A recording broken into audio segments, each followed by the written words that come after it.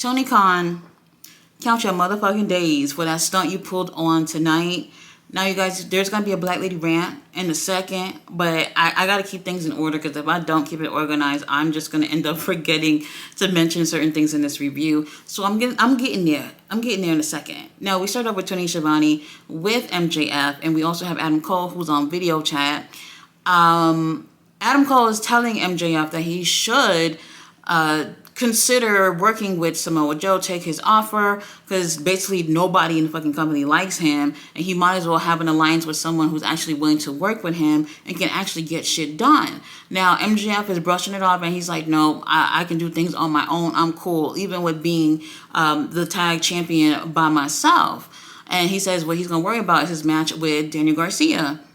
So here comes Daniel Garcia pulling up with Daddy Magic and Angelo Parker.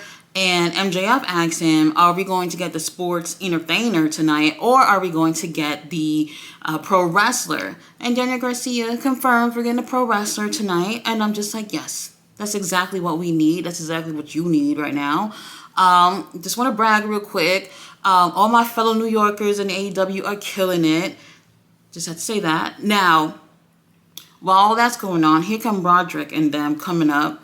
And as soon as he gets there, nobody gives a shit. Like, even Adam Cole logs off the damn video chat. MJF just goes away. Tony Schiavone, nobody cares about what Tony Schiavone thinks, but even he doesn't care about the Kingdom and Roderick. And obviously, Roderick is feeling frustrated, and he's like, I'm going to make sure people take us seriously. And I'm thinking, okay, so you're going to get off that wheelchair and get in the ring? That's not what we get. Now, first match of the night, we get MJF versus the wrestler, Daniel Garcia. They have a really great match. I kind of was hoping that it'll be a little bit more high energy, but that's okay. They make up for that with another match later on in the night, so that's cool. Daniel, MJF, definitely the future of this company of pro wrestling. So I like the fact that we actually got a chance to get this match as an opener. I'm totally fine with it not being in the main event. It's not like MJF was going to lose and hand over to Triple B. He don't even got that shit. Now, they give us a really great match here. And this was all about Daniel Garcia showing what he can do and how he's the future of this company. And I do think he was able to prove that. The thing is that the predictability of knowing that MJF is definitely not going to lose, that kind of kills it for me a little bit.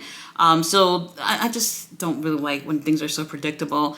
Obviously, MJF retains and wins. And he goes to shake Daniel Garcia's hand. Daniel is kind of, thinking about it. He's hesitating. And then when he's right before he's going to go for it, Daddy Magic and Angelo Parker comes out like cock blockers and make sure they don't shake hands. MJF is like, are you, listening to these idiots? Are you going to shake my hand or what?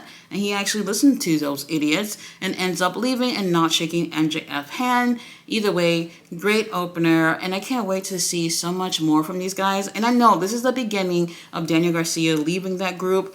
He needs to be by his damn self. Up next, we have a video promo from Mark Briscoe. He said he's going to beat Jay White ass, regardless if his henchmen are ringside or not.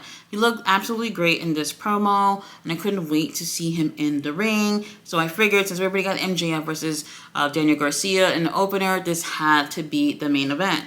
Now, up next, AEW tried it with giving us Sting and Darby Allin versus the Outrunners. Now, don't get me wrong, I really do like the Outrunners. They're super talented, by the way. I know they're there to be enhancement talent, but this was a squash match. First of all, Darby Allin is like steps away from his own damn grave. He's all banged up. So then putting him in a squash match, I guess I get it. But this is, y'all are like 2 weeks away from Full Gear. There's no reason why people who are supposed to have big matches on there should be on squash matches. At least something of importance to show some build up getting into the pay-per-view. It is what it is. Now, Sting ends up taking the win for his team in like 2 minutes with a Scorpion Deathlock. And that Scorpion Deathlock looked like if he applied it on the baby wouldn't be fazed by it, probably even fall asleep. It just didn't really feel like, I don't know. It's just not the same. It is what it is. I love you, Sting, but it just didn't do anything for me. Now, after that, we have a quick sit-down interview contract signing with Timeless Tony Storm and Hikaru Shida. And I know maybe some people are not sold on the whole gimmick thing that Tony is doing, but I do find it entertaining at times. And I really did like her here. The whole thing was in black and white. And I don't know why, but she called Hikaru Shida Hikaru, and that made me fucking laugh. I know she's obviously doing that on purpose, but it was absolutely great. And she ends up signing the contract. They're going to have a match at Full Gear, which I do believe we saw that coming from a mile away. And she says that she has not been able to make history. Every time it seemed like she was almost about to get her hands on the title, here's Hikaru Shida with it. So right before All In, Hikaru had the title. And then once again now, she wants the title and Hikaru got it. And she's saying that she's going to get it. If she gets it, I really wouldn't be surprised if she won at Full Gear. I know like she's getting really popular. And I do enjoy her in the ring. But I don't like this whole hot potato shit, so I would not be surprised if the title were to change hands. And Tony is an amazing wrestler, so we'll get some good stuff out of her. Up next, and maybe my favorite match, well, I guess I'll say my favorite match of the night, Swerve Strickland versus Penta. Now, Swerve comes out, he wearing black and green, looking like he's part of House Slytherin wrestling team. And I'm just like, oh my God, that's my house. And I can totally see somebody like Swerve being in that house. Cunning, ambitious, exactly what we need in House Slytherin. Now, here comes Penta. He's wearing black and orange, and I'm just like, holy crap, he looks so fucking good. And you know what? I don't need a mask to see your face to know that you look good. If you look good, you look good. I don't have to see your face. Now, they come out in the ring, and they give us a awesome match, high energy. The chemistry is on point. And when I was saying the other day that Penta is the most versatile luchador in AEW, this is what I'm talking about, where he can do his own shit that makes him Penta, but he can also look at what Swerve is doing and be like, bitch, I can do that too. And that's what a girl needs. A girl like me needs some versatility in the ring. So Penta, thank you. Thank you for giving me what I wanted. Now, I think it was an awesome match. And I'm going to complain about it for a quick second. The little Canadian destroyer on the apron that Penta does onto Swerve was absolutely brutal, but I'm over it with the Canadian destroyers. Does it have to be in every single match? I'm over it. Now, the match continues, and what I enjoyed about this is I didn't have to worry about any interference or anything like that. Yes, we have Prince Nana out there, but we also have Alex Abrahantes, and Alex will make sure, Prince Nana not gonna put a fucking finger on Penta. Anyway, great match. Absolutely loved the energy, and that's what I was waiting for. And they did not disappoint. Swerve wins with a Swerve Stomp, and that makes sense. The booking makes sense for him to win. Obviously, he has a match at Full Gear coming up with Adam Page, so he's looking good moving towards this pay-per-view.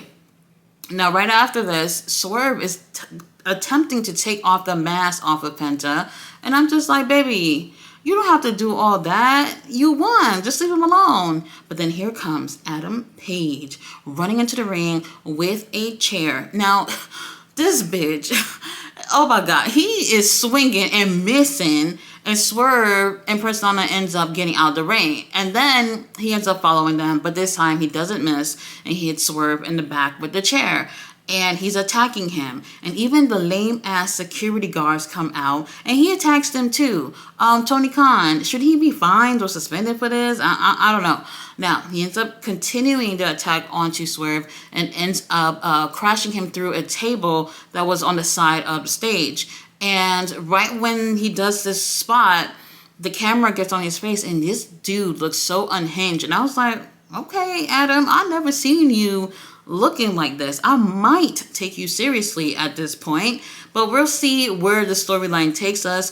Guys, don't be surprised if he wins at Full Gear, but I do think that this is a storyline that Adam Page needs to amp up his personality so that people can take him more seriously. This is something that he needs, absolutely needs. He needs that next win, to be honest, even though I love Swerve. But he looked great here tonight in terms of the attack on Swerve. So I can't wait to see where the story goes. Either way, this match with Penta and Swerve, really, really good. All right, so now we have Jay White with the Bang Bang Gang. Jay is saying that he's going to make an example out of Mark Briscoe later on tonight, blah, blah, blah, who cares. After that, we get a weird video promo with Uncle Don and Kenny. They're talking about the whole street fight thing that they're supposed to be having, I think, next week, I think. They were also promoting a video game. I don't know what it was. I don't even think they said what it was. It kind of felt a little bit weird to me. Maybe if you like video games, you probably would have liked it. It just felt a little strange. And I don't even think they said the name of the game. So whatever. After that, we have the Golden Jets. We're supposed to hear from them. And here comes the Young Bucks with their nose up in the air, being all jealous and shit because Kenny is partnering up with Chris Jericho. Now, Chris Jericho is letting them know that, you guys are being jealous about us being together or whatever, and y'all obviously sad about y'all losing the titles that y'all should have never had to begin with. But where were y'all when Hobbs was basically committing attempted murder when he got his hands on Kenny a couple of weeks ago? Where were you? And he was like, if I were y'all, I'll watch who y'all talking to, because you are talking to Chris Jericho and Kenny Omega. So that little attitude y'all got, go take it elsewhere. And I'm just like, you know what, Chris, I agree with you. We're talking about the Alpha and the Omega up in here. Nick, Matt, the attitude is not needed. Now, obviously, they're feeling some type of way because they would rather be a trio or a whole group with Adam Page or whatever, just like how we've been seeing the past few months. But now Kenny is branching off to do his own thing, and Kenny is like, you guys are the best tag team up in here, but don't forget, like, you talking to Chris Jericho and Kenny Omega, we will still whoop your asses. Now look, this was all for them to have a match at Full Gear, so we're gonna get a tag team match with these four guys. However, I could not help but notice how tired Kenny Omega was looking here. Like, Kenny Omega just looked like, he just looked so freaking tired. Kenny, you look like you need a woman to cook for you, to make sure the house is in order, to take care of your damn cat. You look like you need somebody to help you book your flights and shit while you take a little nap or something. Kenny, I'm obviously saying things that I'm qualified to do. Give me a call.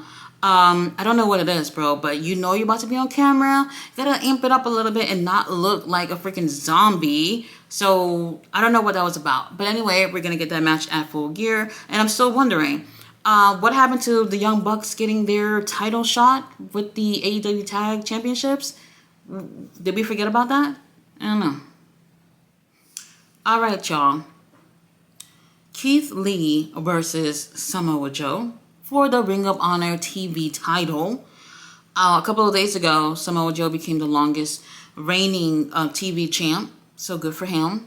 And also today is Keith Lee's birthday. So good for you too, Keith. Now, they do have a great match here. And I feel like the moment after this overshadowed the whole fucking thing. But this is the first time I've seen in like ever that maybe since the last time Mark Briscoe, when Mark went against Samoa Joe for the title and obviously didn't win, that was the last time I saw him in the ring with somebody where it felt like, oh, that person might win it. Now, Keith Lee ends up losing this match. Samoa Joe puts him in a coquina clutch. He passes out. So no tapping, no begging for mercy or any of that bullshit. He loses. So I'm like, okay, maybe we might revisit this another time. I don't know. They could have had Keith Lee win this. He has a storyline going on with Shane Taylor, who's in Ring of Honor, and he could have won it, and they could have continued their feud onto Ring of Honor or whatever. It would have been good.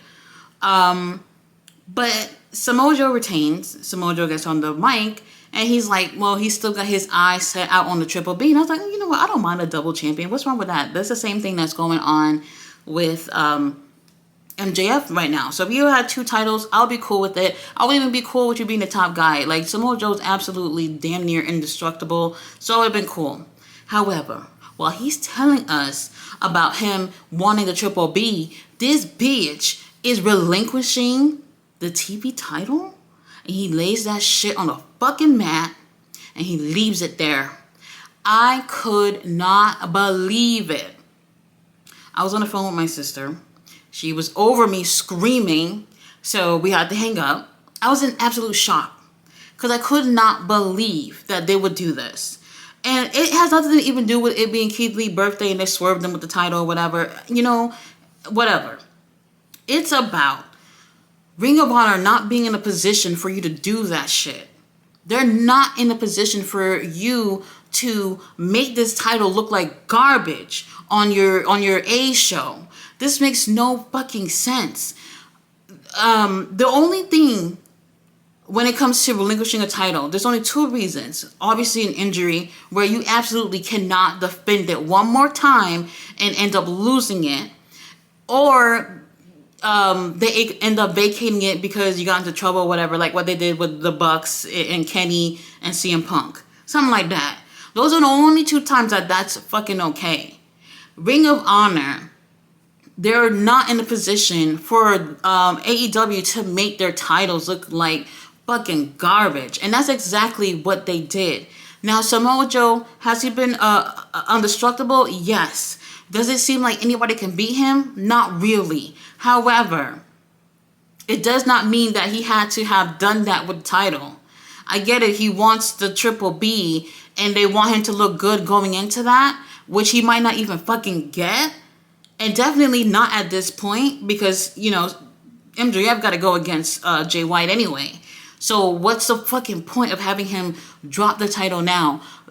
We have Final Battle that's basically across the street from now where he could have defended that there, lose it or whatever. They could have pretended he got hurt or whatever. He had to relinquish the title and do something like that. But for you to just fucking lay that title down on the mat and walk away, not even on Ring of Honor, it just doesn't make any sense. None of those fucking titles mean anything when it comes to Ring of Honor. Only the women's title and Shibata, at times he come out and he's defending the pure title or whatever. But all the other fucking titles mean the goddamn over there in Ring of Honor and AEW. So for Tony Khan to even consider doing this bullshit just makes it look like you don't give two shits about Ring of Honor. How could you just, this type of shit.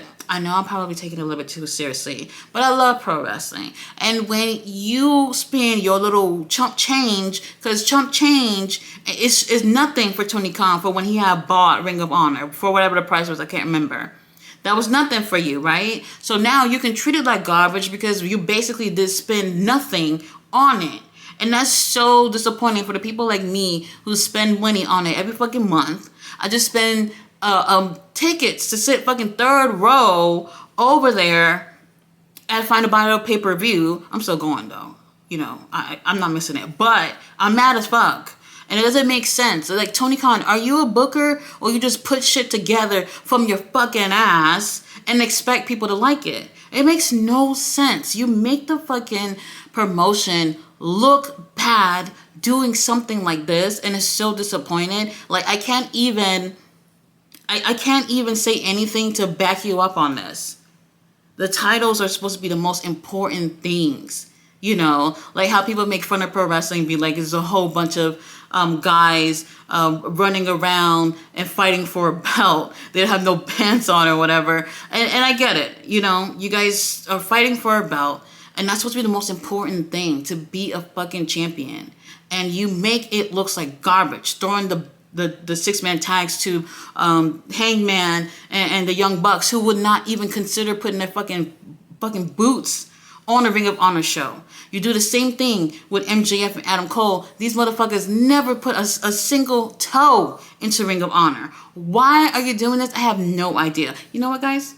I'm going to stop it right here because really, I was really disappointed with how things were moving, and I really lost interest for the rest of the show. I really did.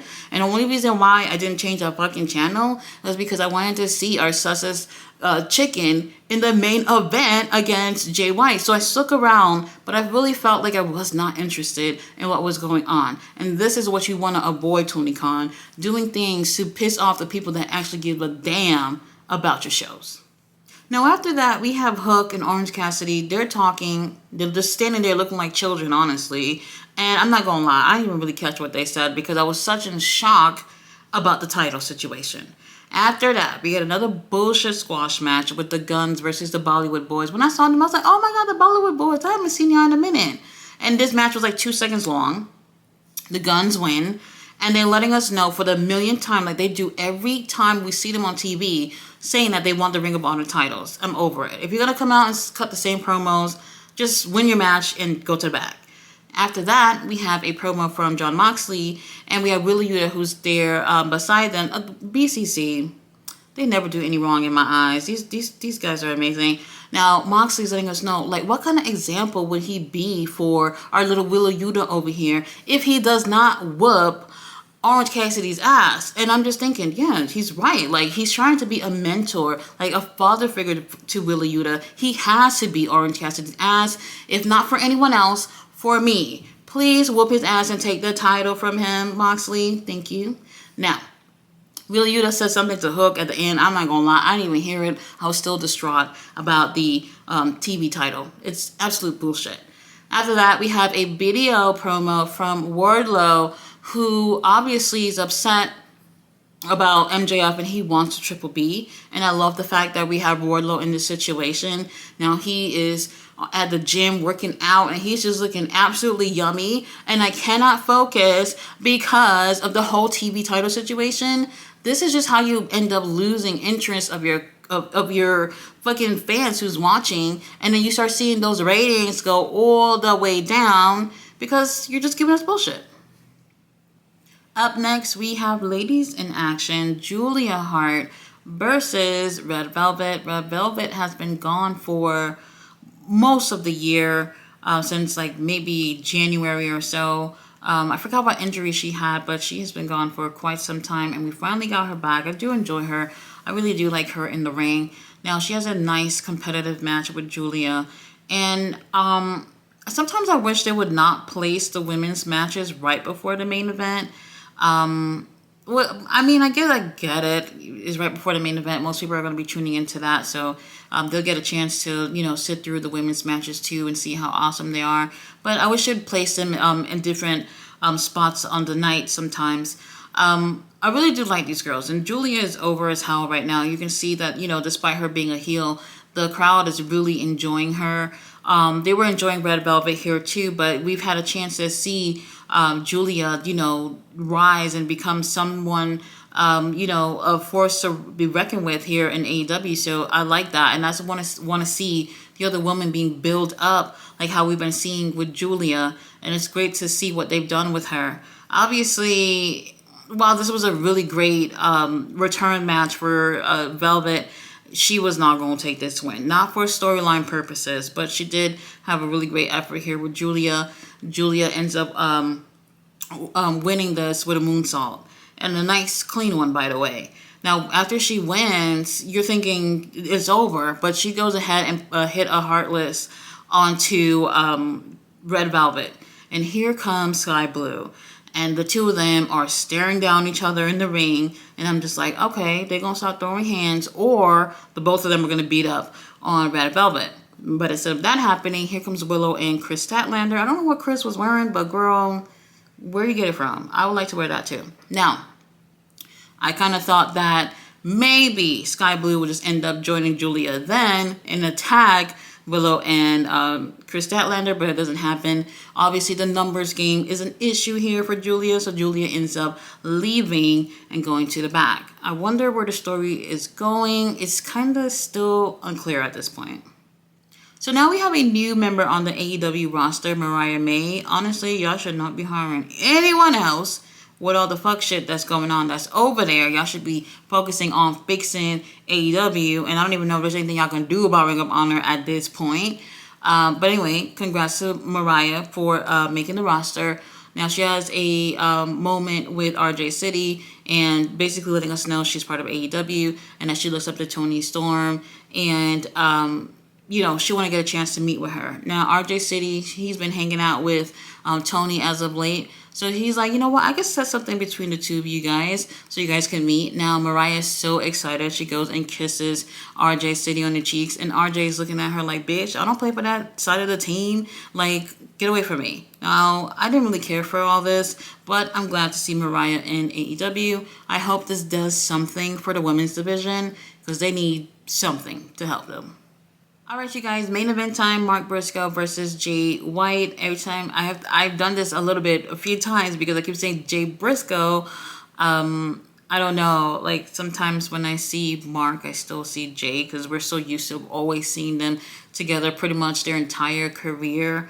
And the other day, I was reading a interview for Mark, and Mark was talking about how some days, he seems to have a handle on the grieving thing and knowing that his brother is gone. And then there are times where he's just bawling out crying because obviously his brother is gone. And I can totally relate to that. And I have all my siblings, but like I lost my mom 3 years ago, and every day it's the same where it's like, holy shit, she's gone. So I totally understand where he's coming from. Now it's been, almost a year now, so it feels so much fresh. And sometimes as years go by, it almost still feels as fresh as the day it happened. And like that's how I feel like with my mom. Sometimes I'm just like, holy shit, it feels like it happens every day all over again. So I totally understand where he comes from. So when I see Mark in the ring, I can't help but to think about Jay. So every time I kept thinking about Jay White, I kept saying Jay Briscoe, and I'm just like, holy shit, that's not the right Jay. But anyway, they have a really great match. I don't know if I would say this is my favorite, and for one reason, you guys already know.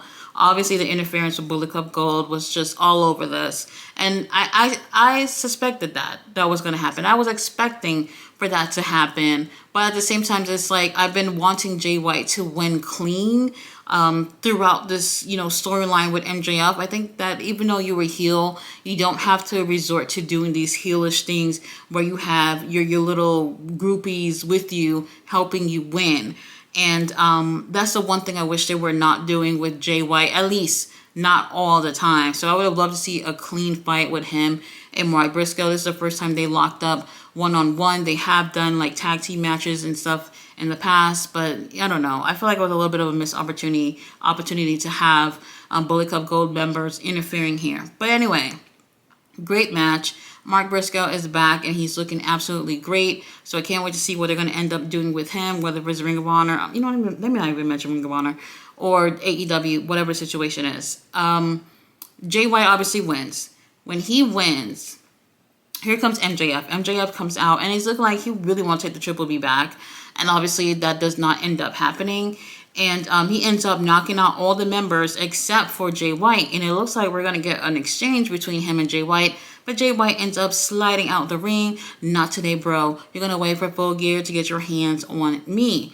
Now, I don't know what it is, but MJF gets on the mic and he is just being the biggest babyface ever. And I'm just like, oh, I want my heel MJF back.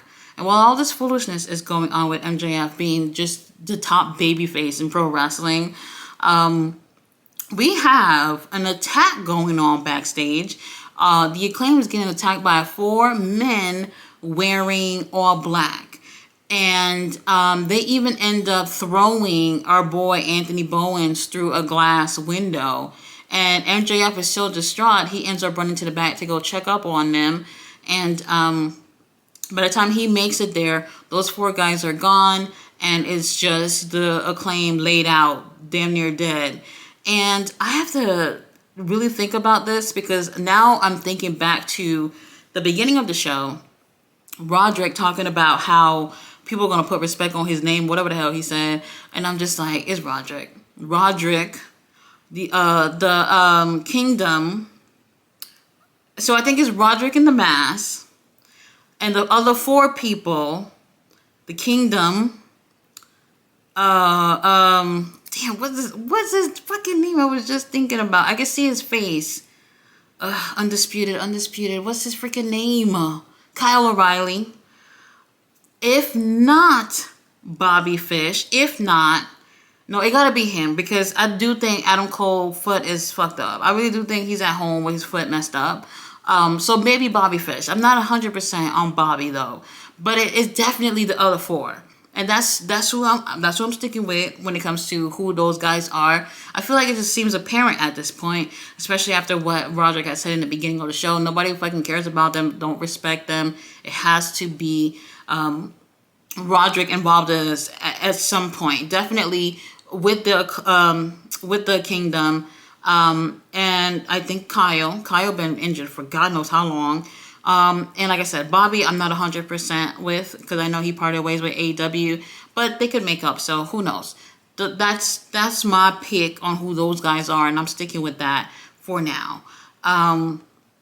The show was not bad until that unfortunate moment happened with Samoa Joe, and I lost interest, real talk, for the rest of it. You know, I could have damn near changed the channel had it not been a main event that I really wanted to see. I'm disappointed with the whole Ring of Honor thing, and that's not going to stop me from going to the show or watching. But I just feel like we're not on a good we're not on a good path here at Ring of Honor, and it hasn't even been a whole fucking full year of them having Ring of Honor TV. They're not looking well.